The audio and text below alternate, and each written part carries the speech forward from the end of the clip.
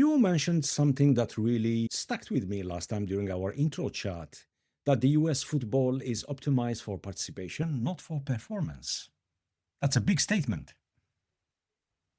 It is, and I'm excited to dive into that at great levels of detail today. But that's absolutely how it's been structured over the past few decades in the US. And participation is lucrative in the United States, whereas performance is not rewarded in the same way that it is all over the world. So the way that the structure has been built, um, folks are motivated by money as they should be, and it's much more lucrative to charge families that have the means expensive club dues and to keep players within that system for as long as they can to keep generating dues. Performance is a very different animal in U.S. soccer. We have the talent, but because the way the structure has been built, our performance has been about the same before all of the investment into the game as it is today. And it has not changed the country's performance. It has not changed the performance of the average American professional player whatsoever. Yeah. And today I want to unpack that with you, Alex, and not just in the US, but globally, what works, what doesn't, and why. This is going to be a very honest conversation. So let's get into it.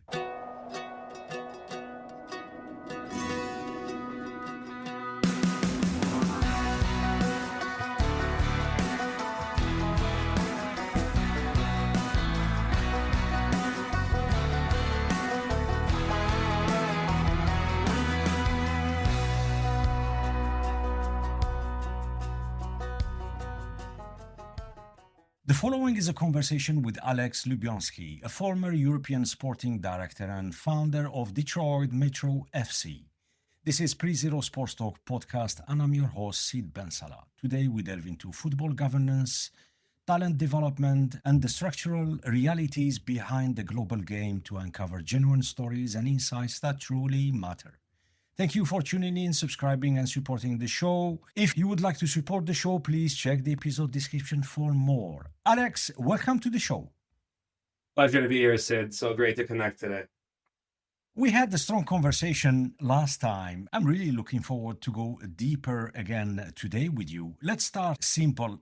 Take us back, Alex. How did you end up inside professional football environments, and what pulled you towards the operational side of the game? It's a great question. So, while I've grown up most of my life in the United States, the unique purview that I bring is actually was born in Kiev, Ukraine. So, when we came to this country, I was very young. And while I went to school here and I built my life here and my friendships, my household was the product of my household. All of us were raving football fanatics, and all of us, whenever possible back then, would try to watch European football. And it was very hard to watch back then. There wasn't global streaming. There wasn't an ability to do it outside of a few days a year that you might be able to pay $50 and catch a game on pay-per-view. But it was deeply embedded within myself. And as I went through life, I naturally was very successful academically with very little effort. There's a lot of themes to be pulled from that because, if you will, when you don't have to work for something, you don't value it. It's just what you have. Right. In soccer, I was very, very mediocre, an average player, 5'9", not athletic, very little to write home about, and also a goalkeeper, which made it even more difficult with that undersize. However, because it required so much effort to become in any way, shape, or form good at the game, I fell in love with it even deeper. There's a big difference between a car that your parents give you and a car that you buy yourself. And soccer was the car that I had to pay for with my own money. I worked every single morning. I was lucky enough to have unbelievable coaches and mentors that didn't do it money first. They did it performance first. And what a blessing that was. And to go from a very insignificant high school player in this country to ultimately having an opportunity to trial with Dynamo Kiev in the Champions League. I'm not sure that there have been other Americans that have had that chance even now. It's 2026. My trial was about 20 years ago. I developed an addiction to it. I'll never get rid of that addiction. And I learned so much along the way and was fortunate enough to listen to my parents when they asked me to continue the academic route while I was pursuing soccer. I ended up going to law school. Again, that was quite simple for me. Law school was just another thing I could use my brain to get into, no problem. Not a lot of work. Ended up growing a law firm. Not a lot of work for me to do that. But then I had this unbelievable once in a lifetime opportunity. And that came from years of failing and failing and trying and failing within soccer, where in 2018, I started a club from scratch. This was before COVID, before Zoom, before popularity of the internet, before you could really work remote. I figured out a way to do it. I started a club that is pretty far away from where I live. I live in Detroit. I started a club in Baltimore. Yeah. It took 3 years. And after 3 years, it's the same philosophy I bring to all of my coaching and to all of my observation of the game, trying to align European incentives more with US structure. So I did this in Baltimore as an experiment. We had the number 1 pick in the MLS draft. We have, at the moment, 4 guys that play a lot of minutes in the MLS. We've sent players to Europe. We've never charged anybody any money, and we never will. So that got investors to be interested in me. And I ended up getting the opportunity to design an intercontinental model from scratch with a professional team in my market in Detroit to coach it, to build a stadium, to do all of the things that could give a domestic team an opportunity within the US under the model as it does exist, and then to go shopping, to go find the club that made sense. The domestic side did not work out, and I learned a lot, and I'm so happy that I went through the process because it's guided my current project. But the European side worked out really nicely. I was the sporting director. It was a project where I won't bore you with all of the details, but the year that I was the sporting director and brought in the technical staff and the player pool and ran it for 1 year from scratch, really, we acquired the club less than a month before the season started. We made history in Andorra, and we made European competition. And to this day, we're the only Andorran club that made it to QL3 of UEFA Conference League qualifying. So by the time we lost to AZ Alkmaar. They have a bit of a budget compared to an Andorran club. But what an unbelievable experience that was. And while this is absolutely laughable and impossible structurally in the United States, people don't even understand what I'm about to say. We made money. When you win soccer games in Europe, you make money. When you win soccer games in the United States, no one pays you. Don't. No one's watching it. You don't. Just for clarification, earlier I said for my American audience, here we're talking soccer. For my European audience and the rest of the world, we're talking football. I don't know why on earth we cannot get our act together and come up with one common name. So it always frustrates me. Soccer, football, soccer. Yeah. Thanks for sharing your journey, Alex. Fantastic. Again, was there a moment where you realized the game is run very differently behind the scenes than what the fans see, mainly in the US? So many moments, Sid. It would be hard to pinpoint only one, but I've seen so many of those moments, and they've guided my life philosophy, my sporting philosophy. It is incredibly different. It is incredibly different. It's not some sort of a tagline. It's night and day different, where participation is all that matters in this country. It's the most participated in youth sport in the country by far. Also, one of the few that is so lucrative. I have not seen other sports able to generate the sort of dues that soccer generates in the US. It's actually an impressive business. I have to tip my cap to those that figured it out, because it's not an accident, Sid. It's not. Yeah. Well, and on that, Alex, during the transfer period here in Europe with the major league, and I'm very curious because I never asked that question. Here for us, it's normal. So we follow our teams and then we're waiting for that period. where there is a deadline and every single team, they need to pick their, and they need to bid as well, and there is so much that goes behind the scene. Do the Americans understand that process, or is it interesting? Put it this way: is it interesting for the Americans? And the minute they see the dollar sign or the euro sign, do they have a reference comparing to the American football or maybe NBA players when they draft the players prior the season kickoff? That's a great question. So, if we're talking about the general sporting population within the United States, I think one of the simplest way to talk about it is to go, what's in the media? What's on TV? Mm. To you, it's no surprise that transfer day is a sporting event. It's a news event. It is. It's massive. The coverage is unbelievable. And in the United States, I don't know that there's any knowledge that we even have a transfer window because there is no consequence. Without consequence, transfer day doesn't exist. Here's what makes transfer day interesting. You're having a bad season. You're mid-season. You're bottom to mid-table in whatever country, whatever league, whatever tier. Every tier has consequence in Europe. All of them. There's not a single one where when you're having a bad season, you simply have a smile on your face. In the United States, you could lose every single match by 30 goals. You're just in Major League Soccer next year anyway. So who cares? Transfer day means nothing. Right. There's no window. There's no consequence. And here's the other thing about U.S. soccer that makes it a little bit difficult to watch. It's hard to explain to Europeans.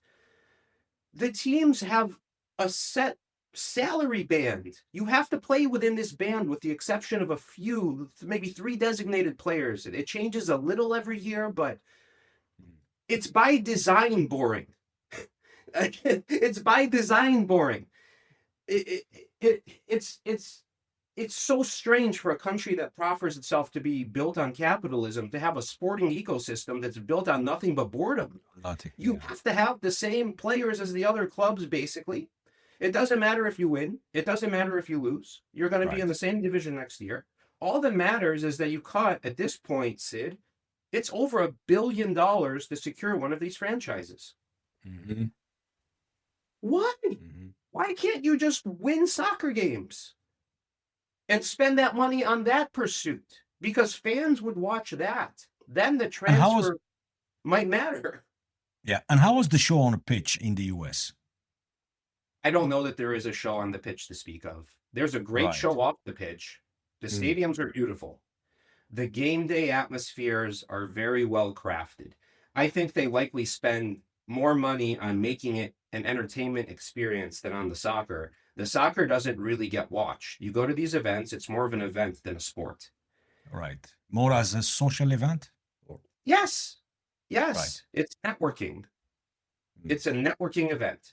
The soccer has no consequence and no fandom because there's no reason to. We don't have the ability to earn anything meaningful by playing soccer well. Mm-hmm. And the root cause, or one of maybe the cause, is it because it's young? The sport is not really established like it is here in Europe, or is there any other cause or reason? So without being too negative, I try not to be. This isn't the first league in the United States. There have been leagues before. There have been leagues that got a lot of eyeballs. So, when Pele played for the New York Cosmos, there was a league. That league was filling stadiums. That league ceased to exist. One of the challenges in the U.S. in general is that soccer is not like most popular American sports. Popular American sports, like basketball, have a lot of scoring. Popular American sports, like American football, have short attention spans, which modern society is only pushing more and more. You have to have play for about 6.3 seconds. That actually might be high, Sid. I don't know the exact amount, but it's around there. Then there's about a minute off where there's cheerleaders, there's beer commercials, there's distraction. You can talk to your friends, and then you watch another couple seconds. That's the general American sport. When you talk about global football, you don't want to miss a moment because the game is all here. It's all intellect. And you have to manufacture results with a tiny budget against a monster budget. Yeah. How much more interesting could that possibly be? So you can take your team tactics from what you actually have to spend, and you can give yourself a chance to win a game intelligently. That's not what an American would consider fun to watch. That's a brain activity. Brain activity. Americans don't consume a lot of long form media anymore. The movie industry is struggling. My children, I love my children, but if I don't physically remove smartphones away from them, they're going to be glued to them looking at short form video and playing Roblox, which also requires zero intellectual capacity. People are shying away in this country from things that require patience, thought, intellect, planning, strategy. Those are all things that soccer requires. There's a reason that a 0-0 game can hold my attention for 130 minutes, including stoppage time, going into a shootout. And the shootout is what kind of bores me, to be fair. I want to watch how they got there. I want to watch the actual sporting meritocracy on display. I want to watch them be slow to take throw-ins if they're trying to kill a game. I want to watch them foul intentionally if they want to kill rhythm. I want to watch this happen. And Americans, they want to watch the basket have a ball go through it every couple seconds. Every couple seconds. I want to see a slam dunk.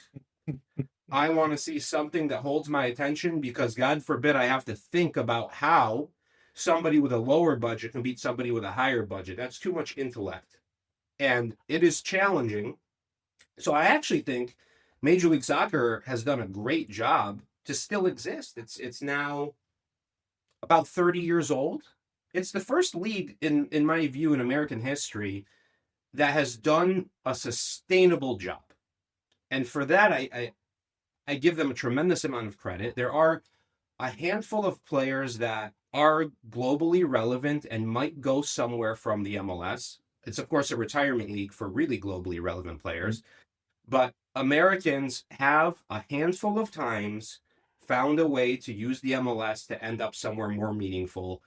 But that's not the focus. The focus really is, how do we put this product out there, but actually have revenue come in? And the revenue doesn't come from the soccer. It comes from charging kids to play the soccer and giving them some sort of a vision that that investment can be recouped. And it cannot. If you start doing simple mathematics, there is no tangible way you could make the argument that spending over $100,000 as a youth will ever come back to you in soccer. It might come back in something else, and that's fine. But I would like to see more ethical marketing around what the actual end game is for the American player. And that's why I started my organization. We don't charge anyone any money. We never will. And we're very honest about market value. And we're very intentional with how we structure our programming. Because in our view, if you're an American, at the end of our program, if you joined young enough to have a chance to make this choice, you should probably go to college. Because college will lead you to become a doctor, a dentist, lawyer, accountant, teacher, entrepreneur. You're going to make way more money than if you go to college and then go into the MLS draft. And then as an American player, forget the headline number of what the average salary in the MLS is. That, of course, includes the retirees. They're actually making that money. Look at the average American player that gets drafted. They never play, and a lot of them never get paid. So the incentives don't align with that marketing schema, and it is troubling to watch that marketing work as well as it does. Really interesting. Something has to happen. So let's see with the upcoming FIFA World Cup. Let's see if that will have a positive impact to change the way the whole soccer as a game, as a sport, is perceived in the US, all the way from grassroots, all the way to top teams. But Alex, what drew you towards structure, governance, and operations instead of coaching or playing? Well, I'm not a good enough player. When I went to Dynamo Kiev, I went with the impression that I'll either play actual professional soccer The salary at that time at Dynamo Kiev, if you got signed, was at least $500,000 a year. That's pretty good. It I is. could buy that 20 years ago. Or I was going to do something that actually paid money. So I chose the second one. Coaching, I do coach, but it's not something that I plan to do at the highest level because I think I have a better gift, which is governance, structure, player acquisition, coach acquisition, all of the things that a sporting director does. And the reason that I chose that pathway, and you might have picked up on it earlier, I love the mental part of this. I have absolutely no challenge being 5'9" and my arm doesn't extend long enough to cover a Champions League goal where, in the US I was pretty good. Yeah. Mentally, I'm bilingual. I speak Russian fluently. I speak English fluently. I enjoy negotiation. I enjoy structure. My other career in the US is an attorney. I'm a mergers and acquisition attorney, buying companies, selling companies, a ton of strategy. And it's a perfect marriage where I can build both. I have done so, and I will continue to do so because sports, they should be something where if you're doing bad, you get fired. It shouldn't be something where you can just have a bad season and next season you try again. So that's not a stable life. I'm married. I have 2 kids. I love everything that I do professionally. So for me, I'm always going to keep building both because intellectually, it keeps me happy. It keeps me focused on solving really challenging problems that I believe I'm uniquely qualified to solve. And I'm going to continue both pathways, and I'm going to continue pushing U.S. soccer towards developing a model that is more in line with the one that we have already launched. A lot of people can identify the problems in U.S. soccer. There's millions. It's not hard. There's a lot of parents that don't like paying. I'm one of the parents. My kids both pay money to play youth soccer in this country. That's fine. What I won't do is pay money and be tricked as to why. I know why I'm paying. I know why I'm paying. And I'm okay with it. The only thing I won't do is I will never let either of my kids try out for my team because that's bias that I won't live with. Yeah. My team is free. My team is only for the elite of the elite. And my kids don't belong on it. And they never will. And I'm just building it and giving the blueprint and the model away completely for free.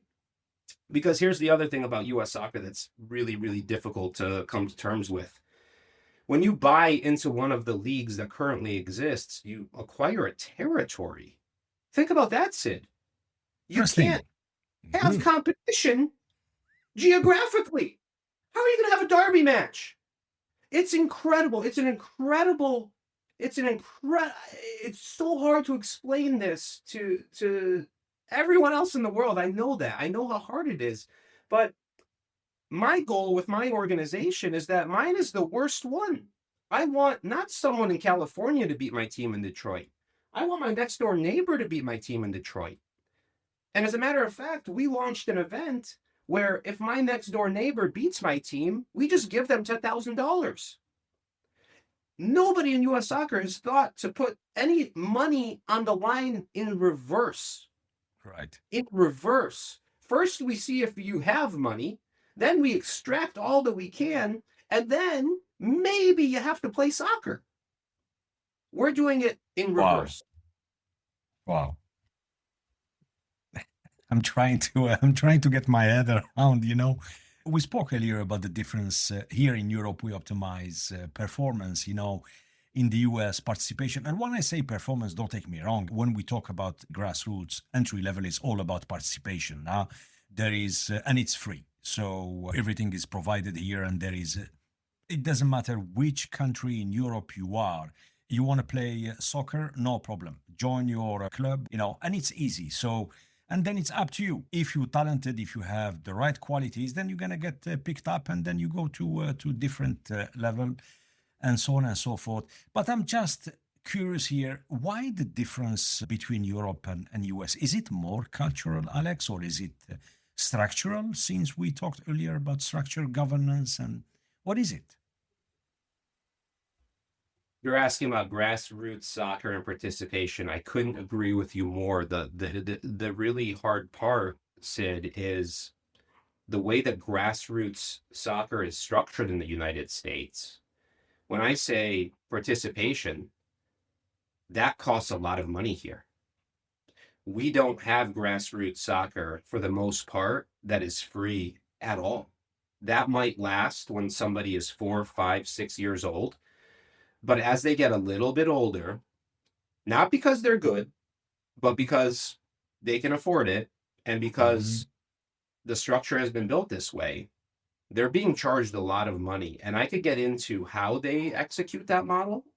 And if necessary and helpful for your viewership, I'm happy to do that. But that's grassroots soccer here. It is a revenue generating monster. Youth clubs with no professional team on top, by the way, don't need a professional team. Again, professional soccer here, no one watches it. Youth clubs make 10, 20, 50 million in revenue per year. They expand out of their local market into adjacent markets, and mergers and acquisitions in youth soccer are massive, massive. You're eating up clubs. When I was a kid in the US, you played grassroots soccer. I played for Farmington, my city, for almost free, couple $100. Awesome. Awesome. And I played against other cities. Awesome. Didn't have to leave home to go play somebody because there wasn't this deceptive element. And if I was special, then I could make the state of Michigan team, then the Midwest team, then the national team. But if I wasn't, I just played in my city. Now, clubs like that are just dying and being eaten alive by these mega clubs, which all they're doing is buying those clubs up. And now those same very, very average players are paying $4,000 a year to be there. Or you're going to one of these residential academies. It's another model, very popular. And to do that model, now it starts to get a little bit more intellectually interesting, Sid. That model is structured as follows. You have to move away from home. You are going to live there and by every piece of appearance look like a pro athlete. Perception, yes. But here's the reality of what it is. If you go to one of those, there might be between 3 and 5 players who are not paying to be there. They're on a scholarship. Yeah. Then between number 5 and number unlimited, and I say unlimited because it's true. I wish I was making this up. Every one of those players is paying between $35,000 a year, and I've seen $85,000 a year. Wow, it's crazy. It is, and it works. I see clear yeah. Let's talk about pay to play. Why it is such a fundamental problem for talent development? So many reasons. So many reasons. Pay to play is toxic for player development. It's great for player retention and revenue extraction. But for player development, it's not made for that. It's not designed for that. There is no logical or rational way to tie pay to play to actually improving your ability to be globally relevant in soccer. The guys in the US who end up being globally relevant in soccer, it's a foot race to Europe. How do I get to Europe as early as I can? And historically, there have been some stories where either by virtue of a European Union passport or by virtue of a parent who was able to move, unrelated to your move, of course, because their profession took them there, you could go younger. FIFA's clamped down quite a bit on this, and I think it's good that they have. I really think it's good that they have. Now there's rules, regulations, restrictions, boundaries, ethical considerations abound as well. I think clubs have done a really nice job trying to be in line with this, because forget the US, there's so many other actual global export markets, and I do think it's exploitative in many instances. But now you have to be 18. So let's compare those markets and what they produce and how. Those markets, by the time they're 18, those players, their optionality generally is, I'm going to become a top tier pro and make a massive amount of money if I am a top tier pro and help my family. And I'm playing for much more than just myself. I am changing the lives of those around me. The average American player at 18 is already wealthy because you couldn't play when you were 6 if you weren't, by the way. You just didn't start playing. You played basketball, you played football, you played something you could play. You're already wealthy. So that desire, that hunger, that heart, the heart, it kills me. How many out of this market want to go there to help raise a family? Yeah. To help change, to help the basketball? There's a lot of amazing stories in the US. Players that have come from nothing, they've become everything, they've given back, they've built foundations, they've made schooling free, they've paid for other people's school lunches. Happens every day. In soccer, it's just a bunch of rich kids that played when they were 10 against other kids that were 10, when they were 11 against other kids that were 11, all the way up.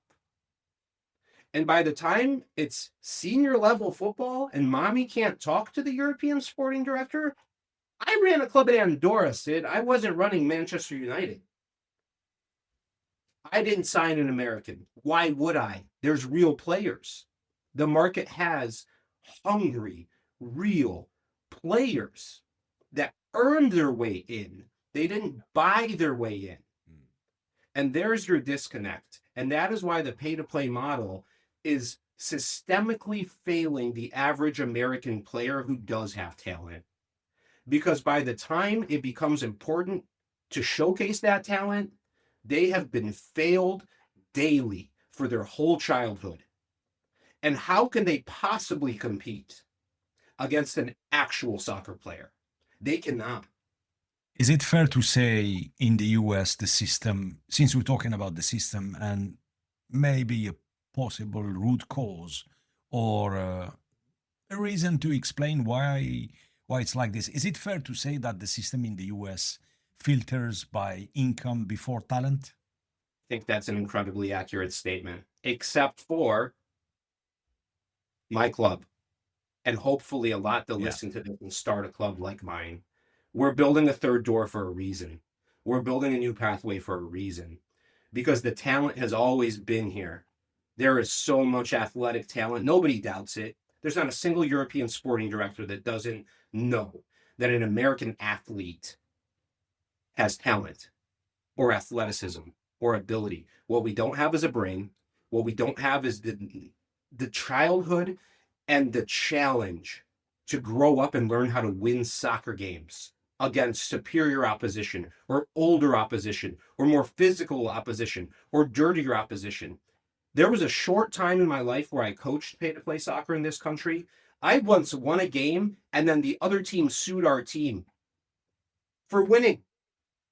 That's allowed in this country. This is systemically failing to produce anybody because of the way that it is structured. And it needs to change. And I don't know if I'm lucky or what the words are, but I am not I think your timing is, you are in the right timing. That's what I'm starting this and I'm showing it and I'm telling the world about it because I want it to be done by people with more money than me, smarter than me, better than me in every way. And I want to be the worst team that does this model, not the best. So you built your team, which is the Detroit Metro FC, with a different philosophy. Listening to you, Alex, and our audience, for sure, they will have the same reaction. What was the reaction been so far? Big challenge, Sid. A big challenge. The reaction is great, but our ability level is still low, and I'll tell you why. It is very hard to even explain this model to an American player. So there's a tremendous amount of skepticism. And where does that skepticism come from? Well, first of all, the American player generally has a couple of people paying for them to play. Those people make decisions. The player just kind of shows up. There's not a lot of intrinsic motivation within the average American player. So the people paying for them to go somewhere have a lot of skepticism and fear. I mean, if you come to my tryout, I'm not mean. I'm just a sporting director that worked in Europe. So I will ask you to turn around and go home very quickly. When I tried out for Dynamo Kiev 20 years ago, mommy and daddy weren't there trying to convince them that we can afford to play for Dynamo Kiev. Mommy and daddy don't get to go on the military base where that training happens. You go, you play, and guess what? They told me I'm not good enough. That stuck with me. I love that. I need that in my life. So for people to show up to our tryout, mommy and daddy don't want them to. And then if they do show up, it's not fun. It's not pleasant. It's not modeled for retention. It's modeled for performance. So if you were good yesterday, but you're not today, I will replace you today. I don't wait 3 years because you're paying me money. I will replace you now with no emotion and with pure respect, by the way. My favorite stories are the following ones. I tell a player they don't belong in my club. They go to the club next door. They score a goal against my club, and I cheer for them because they stepped up and they proved me wrong. That's the power of sport, man. Going on, man. That's the story. And early days, the hesitation is usually, you're eventually going to charge money. This is just marketing. It's free. It's a big American thing. Oh, it's free for the first year, and now it's $100,000 a year. It's better. What's the catch? Yeah, the catch. Sorry, yeah. There's no catch. Yeah. There's nothing that will ever make me charge a penny. Yeah. Because my free model is the most expensive model in the United States because I don't have to adhere to anything that anybody says to me. I have 100% autonomy. I tell you to go home. I love that. I will not take money. You can't buy your way onto my team. You can't write me a pretty letter to get onto my team. What's going on in this country? People get onto teams. Genuinely, we're qualifying for the income level of the parents before it matters how good you are. It's unreal to me. Yeah, but that's how it is. Yeah. For now. The US uses a franchise model. Here in Europe, we use promotion and relegation. I don't know if the term relegation is common in the US. Why it matters, Alex? Then it means everything. It means everything. It means you're not protected. It means you have to compete. It means if you're having a bad season, you better spend in the transfer market. You better outlay intellectual capital. You better replace your manager. Managers don't stay in jobs in Europe. You don't just stay in a job. No. You're replaced. And if the replacement's not good, they're replaced. Because in Europe, dropping a division could be the end of you. It's not a pleasant ride to get relegated, but it is a genuine one. And it is a meaningful one. And it makes the football have consequence. It makes every game matter. Yeah. So relegation might be the most important concept in all of sport. And it's one that Americans simply don't even understand. How can I invest $1 billion knowing the next year I might lose it? Well, maybe people will watch now. No one's watching it. Why? What's there to watch? Mm-hmm. If there's no consequence, there's no fandom. You're right. So, yeah. Relegation is one of the most important structural mechanisms in all of sport, and we as a country are failing to implement it. And I look forward to the day that the federation, it can't be a league because the leagues are like youth soccer clubs. It's the same. So my club, it just has to fit into the U.S. ecosystem in whatever way possible. And we're well funded. Don't get me wrong. We could do other models. Mm-hmm. But we choose our model because as it exists in the U.S., it's the only one that allows us to tell our story, allows us to actually have a sporting club, not a participation club, and allows us to do it for many, many, many years. Longevity is key. So let me tell you about my tier of U.S. soccer because it's almost impossible to explain. Go ahead. Division 4. You would think that because we're in Division 4, we simply do really well and then we're in Division 3. Or we do really poorly and we're in Division 5. Nope.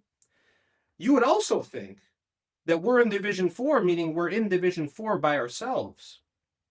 Also not how it works. So if I were to walk outside of my house and I were to take a soccer ball and hit a side volley, I'm not hitting another club. There's many of that. I'm hitting 8 other Division 4 leagues, none of which play against my club. Yeah. So if I'm It doesn't not, make any sense. I want to Doesn't make any sense. somehow make it seem like I am, all I have to do is switch my league. Now I'm still in Division 4, but we just don't play Detroit Metro FC. So yeah. Or the number of clubs that play and are free of we give 10,000 to the winner and we don't charge a penny. No one's playing in this thing willingly. It's a lot of pressure on them. Year 1 was very poorly participated. Year 2, now we have 21 clubs playing us. Now we have something cooking, Sid.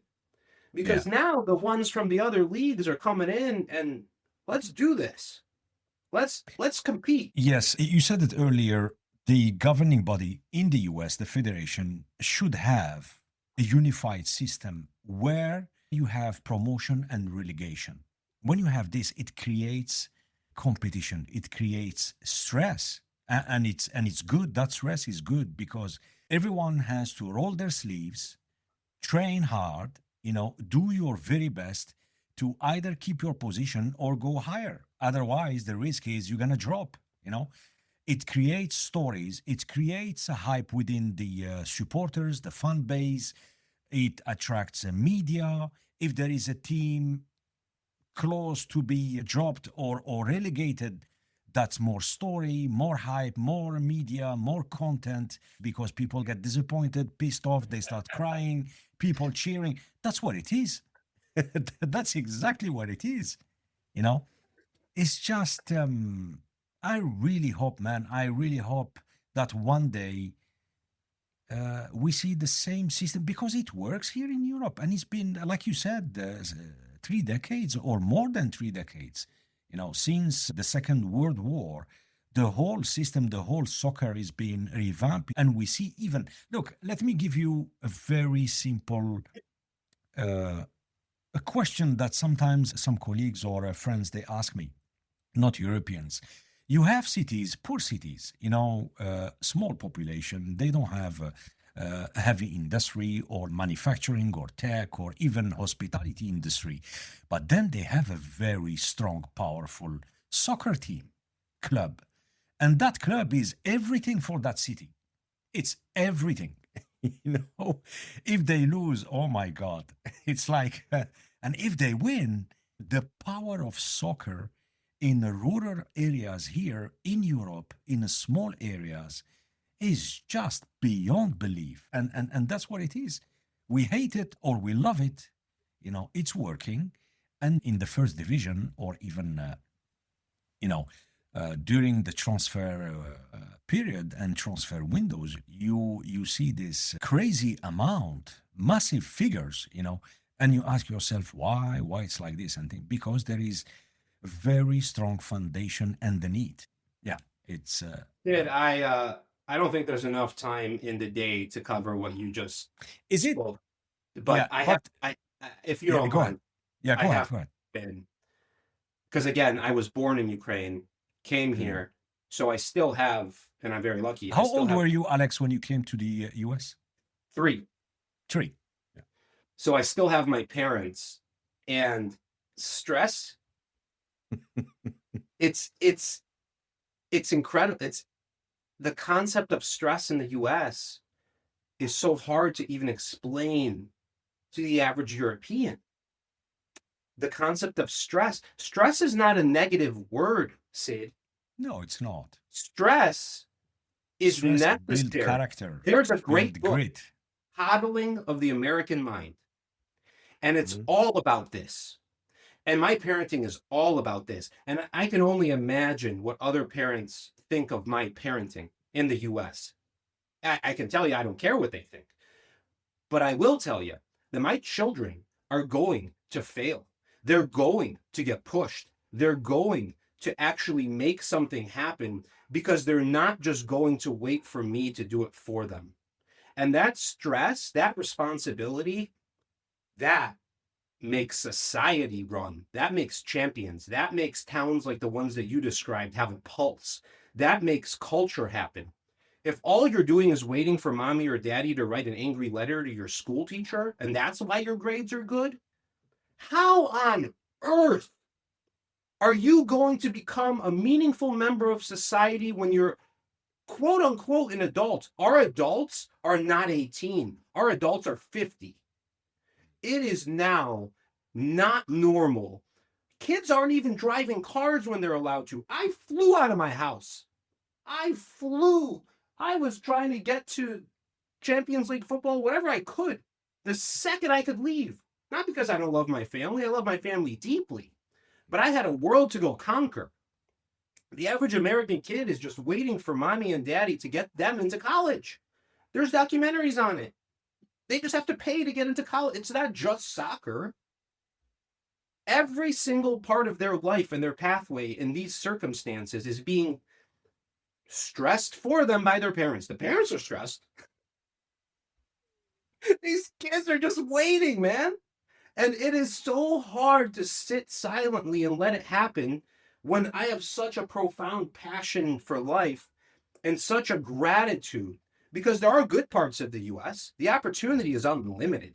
Someone like me could do anything in this country. If I didn't leave Ukraine, I'd be doing something a little bit different. I get that. And I'll never repay that to my parents. I love my parents.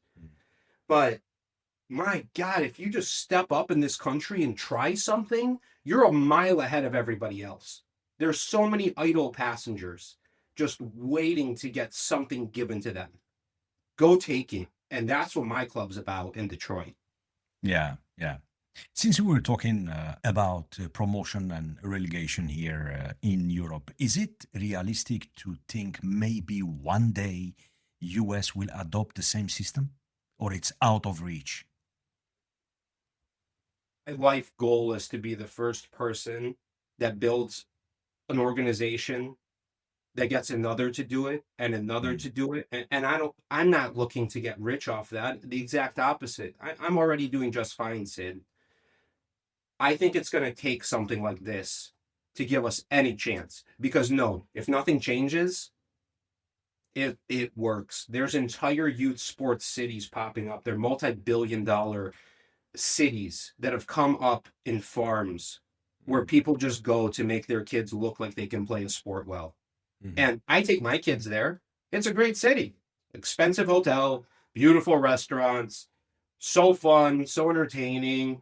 Oh, why change? It works. Private equity firms are making a lot of money. My law firm, I'm not upset from that perspective, but we're never going to win a World Cup this way. We're never going to produce a top 10 global talent this way. We're never going to matter in an arena that is one of the last true meritocratic arenas in the world, which is sport. It's all that we have to hold on to, man. COVID was okay as far as, media, everything. It was on every day. COVID. There was only one story big enough, one in the world, to take media coverage off COVID, and that was the European Super League. And how scary was that? Because the American model tried to go over there. That's my biggest fear. You want to tell me what scares me and what keeps me up at night? Is that not that America doesn't get promo rel, because that's probably realistic that we don't. There's too much money not to have actual soccer. It's that we convince people over there that there should be a European Super League. I will not sleep at all if that happens. That is a nightmare for me. And I know that there's a handful of people in a small room talking about it as we speak because it just failed the first time. They might try again. I don't think there's a lot of people in the US trying to do what I'm doing yet. And Yeah. my dream is that we get more of that quickly. I believe here like I said earlier, the foundations are really strong, between all the countries. And you know the system here very well, Alex. Just look at the likes of UEFA.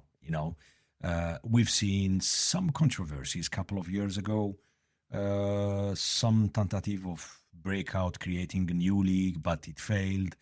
It doesn't matter how much money you have or who's funding or who's behind, because we respect and we believe the governing bodies in different countries. And I think the sport here is well structured, you know.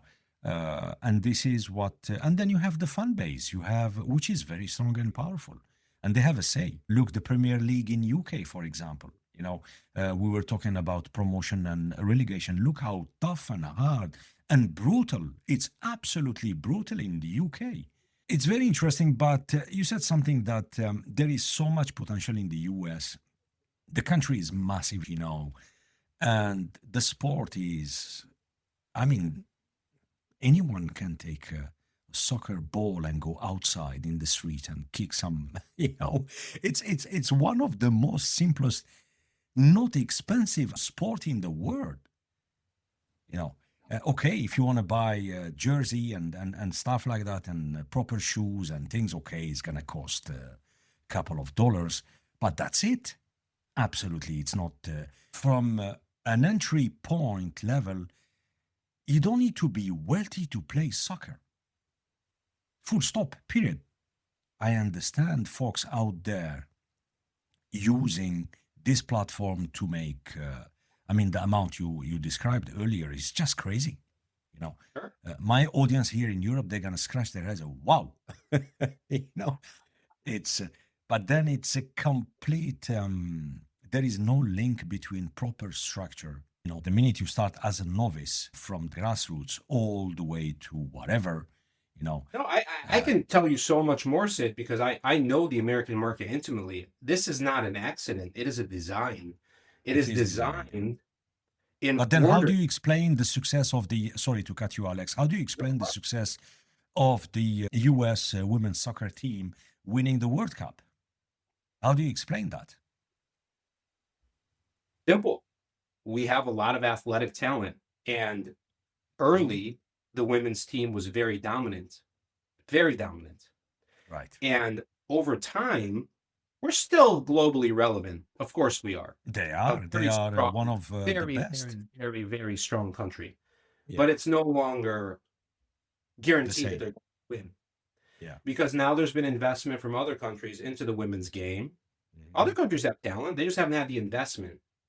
So now that that's happened and accessibility has grown and grassroots participation has grown, the U.S. is still an excellent women's soccer program, but they're being caught up to. Men's soccer is very different. Men's soccer, we didn't have a head start where athleticism alone could give us a shot.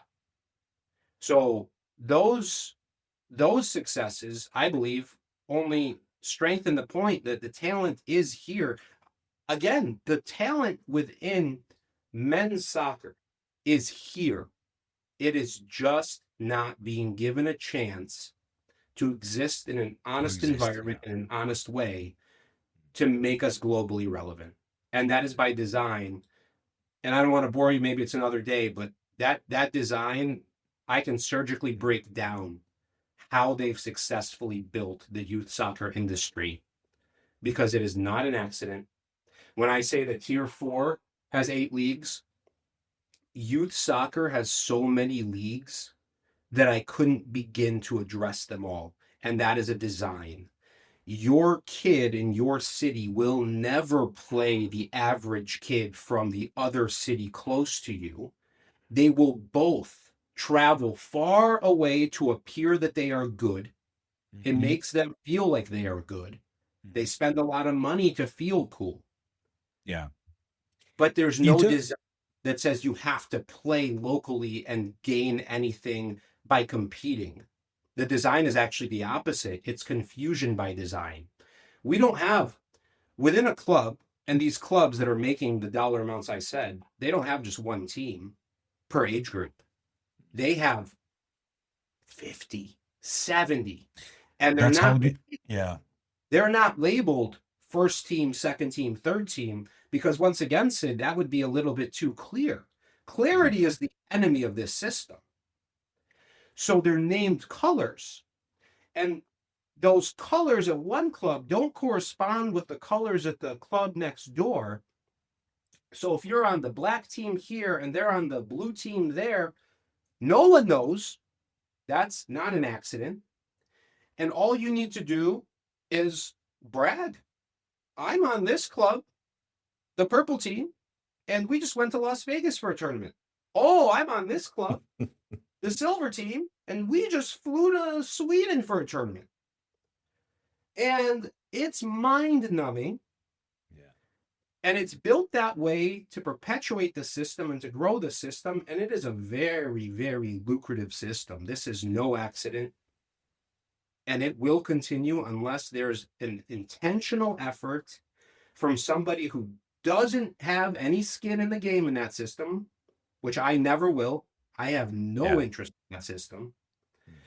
And we will lose to that system for a while because we should, because that is the system in the US. In Detroit, again, my kids play for that system only because I won't let them play for me. But once my neighbor starts a team, they're out of that system, man. Right. They're out of it. Yeah. It's just my neighbor. I'm crazy for another 6 months. In terms of participation, do you see more girls than boys or more boys talking about I the think success? it's about equal for participation. I will say that college is still, from a rational purview, the end game for the US player. You go to college, you might go for free. And if you go for free, and it at a good college, that's hundreds of thousands of value, and you're going to graduate and get a real job. The girls' game, the women's game, has almost double the opportunity of the men's game because we have laws in place. One of them is called Title IX, and you have to have the equivalent number of female athletes within a university as male athletes. So the actual money-making sports are not soccer, of course. It's the biggest one is football, college football, huge. So college football teams have a lot of scholarships to give out, and the best teams in the country are Division I college football teams. About 100 players on that team. So to offset that team, they need about 100 female athletes. That often means a soccer team. So there's roughly double the amount of college scholarships for female players as men's players. The hard part for both is this isn't a secret to foreigners either. And the hard part for both is that foreigners came up in a real soccer ecosystem playing competitively. So if you look at college soccer in the US, it's no longer really American players. It's predominantly international players. So that opportunity is shrinking for both as well. Interesting. Let's step outside the US territory. Countries like United Arab Emirates, Qatar, Saudi Arabia, they have invested billions into soccer. You know, why hasn't that created dominant football culture? It's created dominant spending. It did. It did. But dominant football culture, I think you got to make your own sauce. You got to make your own sauce. So if you have a youth infrastructure that's correctly structured, that's given time to breathe and given time to develop, and your players themselves are growing up and then representing your own local communities, and it's, you know, a structure analogous to that in Europe that didn't get made overnight. We're talking century here. There's their challenge. Major League Soccer and soccer in the Middle East, they're really similar. We're talking about a very similar pathway for a real player. It's a retirement league, but if you're really trying to be globally relevant when it matters, and I understand the actual elite athlete mentality because I have it in other parts of life. I'm just not good enough at the sport to be elite. Those guys want to be the best in the world. And you can't be the best in the world just by taking a big paycheck and playing in a meaningless league. So there's your challenge. They're not getting them in their prime. They're getting them. Think about it. It's a financial incentive. I'm either struggling now because I was playing Champions League football in a meaningful top 5 league, but my minutes are at risk. There's young guys coming up. I'm getting a little bit tired. Maybe there's a drug problem. Maybe there's what. It's not easy. This is not fun. No one has fun playing anything. It's competition. It's conquest. It's meritocracy. That's why we watch it, but it's not fun for them. The media pressure, all of that. Now imagine that you're making, 20 million a year, killing yourself every day to try to be the best. You're not the best. You know that now. But you could make double, triple, 10x and go play against far worse competition where far fewer people actually care. They just want to buy your jersey. That's a much nicer little slope off of the game. And that's where they're catching these guys, is that decision. I understand it. Yeah, I just don't have the talent to ever have to make that decision in soccer as a player. Yeah.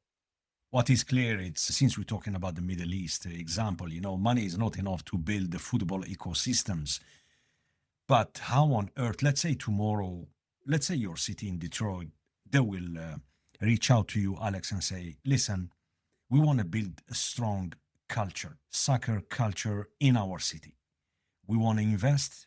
We want to support. What's the best model to do it? Because it is clear money is not enough.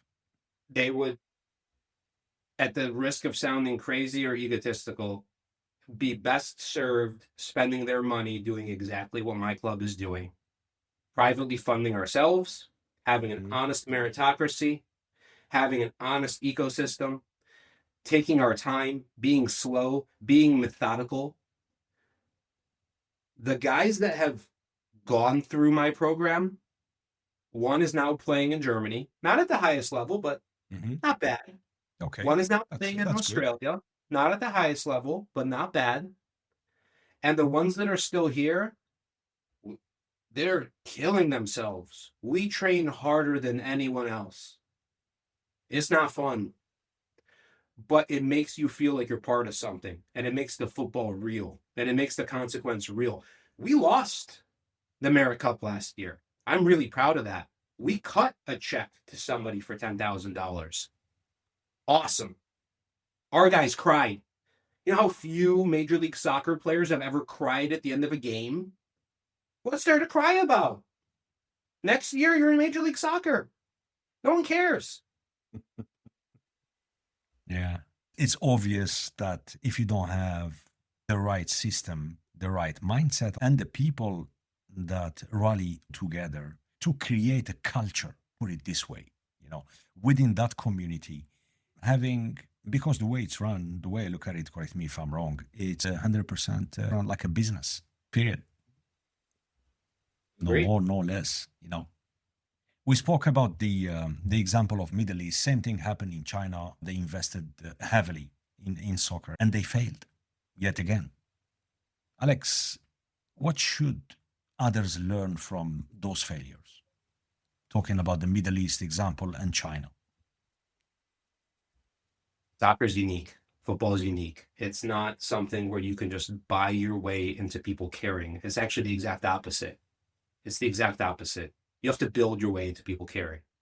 And in the established leagues, the coolest part of all of this is in the established leagues, when you do have a giant where their player wage bill is over $1 billion and they lose to a tiny little team.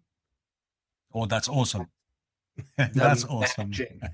That's the magic. That's what keeps people coming back. Yes, that's true. Who cares about a bunch of rich people playing against each other with no consequence? Yeah, I love it. I love those kinds of situations and examples. Yeah, I really love it. We spoke about two examples here, China and Middle East, but let's bring some kind of a completely different contrast, with Brazil and Argentina, for example. Less money, poor infrastructure, mainly stadiums and pitch and stuff like that. And they constantly produce top-notch elite players. Why? One of their biggest national exports. I know a lot of them and I love them. And if I ever have the choice between an export from those countries and an export from the one where I happen to live, it's not a choice. It's clear. You look at it, they're on a beach, and the first thing they do, which costs nothing, is they develop a relationship with the ball and a joy for the game that is intrinsically motivated. Intrinsically motivated. My children's toys are this. Yeah. Their toys are my first toy when we came as immigrants to the US. A ball. And they build a relationship with that toy. They don't wear shoes. They touch it with their bare feet. That helps. And by the time it's a money-making pursuit, they have built the technical acumen at a level that we never will. Because for us to justify our system, you have to compete against other 5-year-olds and win sometimes. What? It's a toy at 5. It's a toy at 6. It's a toy at 7. It's a toy at 8. I'm pretty sure Ronaldinho actually was smiling playing for Barcelona. I don't think that was fake. He has something inside of him that even though it's so hard and even though you have to kill yourself every day and you have to eat right and you have to discipline yourself, that joy is in them. So to me, the reason that they have that success is what is their optionality? That is their favorite thing in the world, and it's not mommy and daddy giving it to them. It's them believing in it. It's a self-perpetuating cycle. When that national team loses games, people cry. Oh, yeah. Sometimes it's a war in the street. People change the channel if they even had it on in the first place, which they don't often do. There's your difference. Does scarcity actually produce better athletes, better players? I think it does. I think that there's 2 ways to become an elite player. One is scarcity.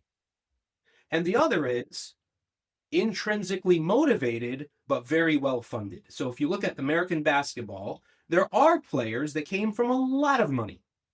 And they did hire private trainers when they were 6. And they did train every single day. And they did invest millions of dollars into their youth development. And they did become the best players in the NBA. And there's nothing wrong with that.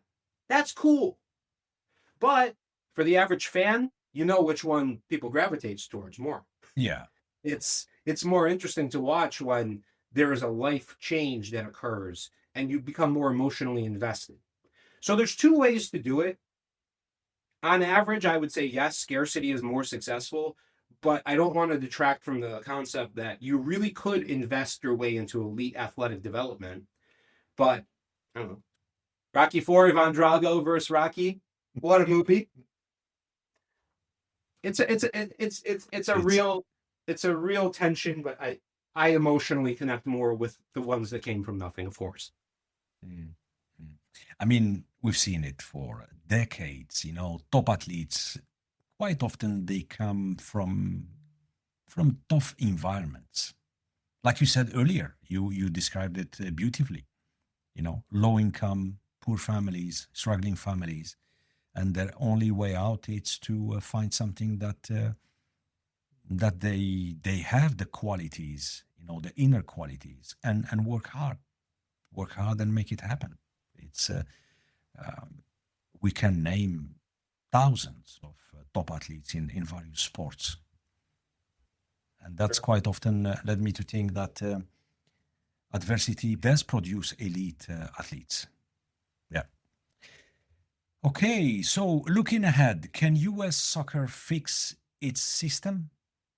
Maybe with the World Cup, and I hope the World Cup will have a positive impact, not only from the show standpoint and from following and cheering and supporting our favorite national teams, but what legacy, what impact will leave for US soccer after? If I didn't believe that the country had the ability, I wouldn't be doing what I'm doing. We have the ability. What I don't know is whether anyone with the power within the federation is willing to step up and change it, because it is the system and the structure. It is not the ability. So the World Cup, my fear and my prediction is that we will do very mediocre as far as a team performance level. Is that there's already a proliferation of everything we've seen in the US. Ticket prices are insanely high. It's a networking event. It's not a sporting event. I'm going. Of course I'm going. I love it. I'm going to go watch a game. But it's very hard to go watch a game. The average ticket price is massively high compared to any other event. It's a who's who type event. That's all that it is. Yeah. And will it by itself change US soccer? No, it really won't. Only if we play bad enough and someone with enough power cares enough will things start to change.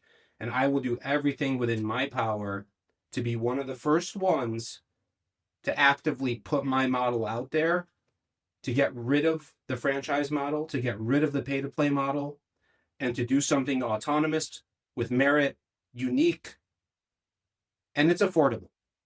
It's affordable. You just need to have a brain. You have to be risk-taking and have a brain. But we already have about 1,000 fans going to all of our games. There's some revenue. We already have 25 corporate sponsors. There's some revenue. And I want someone to do it better than us tomorrow. If someone wanting to start a club in the US, what should they understand first? They're up against a monster. They're up against a system that is designed the way that we talked about all day today. Mm-hmm. And if the reason for you starting the club is to have a business, fine, go for it. You're not a bad person. You just want to make money, fine. But if the reason for starting a club is to improve the quality of not just our football, but of our society, do it different. That's my message. What gives you hope for the future, Alex? Kids. Yes, they are the my most kids go to school thing. with other kids who are raised a different way than they are. And my kids are thriving. And I know that we have the talent. I just think we need different incentive design and a different purpose behind everything. And we might start to matter again, because our entire culture and society is on the way down. It is not just soccer. Yeah, sadly. And like you said, we live in digital age where smartphone, it's like a body part, man. It's like a body part, and it's crazy. Do they have any European soccer star they follow? Or? No, my kids don't watch soccer. They know them. They know who Mbappe is. Yeah. Do they watch it? No. I mean, my kids are kids. They don't. Yeah. They're American. I was happy kids. to see. I was happy to see a couple of days. Was it last week? I think it was last week. Yeah. The WNBA finally, they start to make a smart move to push the salary cap for the players, for the women's basketball, which is nice to see, because those ladies, they've been since 2022, I think, post-COVID, they've been delivering and putting such a great show everywhere, and even here in Europe. I mean, out of nowhere, suddenly we found ourselves hooked. We're following the WNBA, you know. Love it. You watch Caitlin Clark at all? Oh, yeah, big time. And it all started with the controversies with the injuries. My God. Yeah, for sure. What a story, right? Yeah. Perfect. Yes. Awesome. Yeah. She's a fun. I mean, she's popular here in Europe. Huh? She's popular. And was it last year she showed her skills on a golf course as well? I think 2 years ago. But yeah, it's one of those examples, and I wish that one day the U.S. soccer will follow suit. So let's stay hopeful. You're listening to the Pre-Zero Sports Talk. For more conversations on sports leadership, faith, performance, and innovation from Sweden to the world, visit prezerosportstalk.com. It's time for our lightning round. Ready for speedy Q&A? Let's go. First, soccer memory. Andriy Shevchenko against Barcelona in the Champions League. Lighting it up. Goal after goal. Teenager. Right. A coach who shaped you. Jeff Shook. Coached me for free every day for 900 days. Unbelievable. What a person. Best stadium atmosphere. Let's pick one in Europe and one in the US. Copenhagen in Europe. Detroit City FC. Detroit City FC is a lower tier American team. They're playing in Division 2. Best stadium atmosphere I've been to. Nice. Favorite soccer city? London. One club you admire? Yeah, I agree with you on that. Yes. Yeah. One broken thing in soccer, globally? Corruption. Yes. Yeah, that's true. A player you admire? Jorge Campos. Biggest lesson from sport? Failure is necessary. Toughest decision you made? Taking a break from soccer for a little while. Mm-hmm. Best advice you received? Why not you? Best career advice you ever gotten? You don't have to do it like anybody else. What keeps you motivated today? Earlier you said your kids.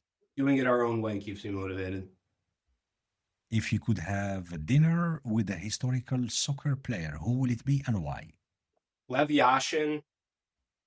I'd like to understand how you could be a line keeper in the modern game, because I think he still could be.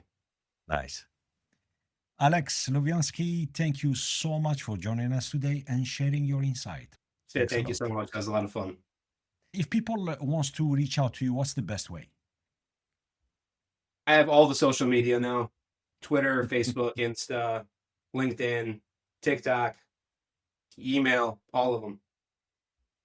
Great. And to our listeners, I leave you with a few words from Johan Cruyff. He once said, football is simple, but the hardest thing is to play a simple football. Again, for us here in Europe, it's football. For America, it's soccer. We want to thank you for joining our show. If you enjoyed this episode, we have more for you. You can now watch the entire episode on our YouTube and Spotify channels. While you're here, subscribe and don't forget to tap the bell.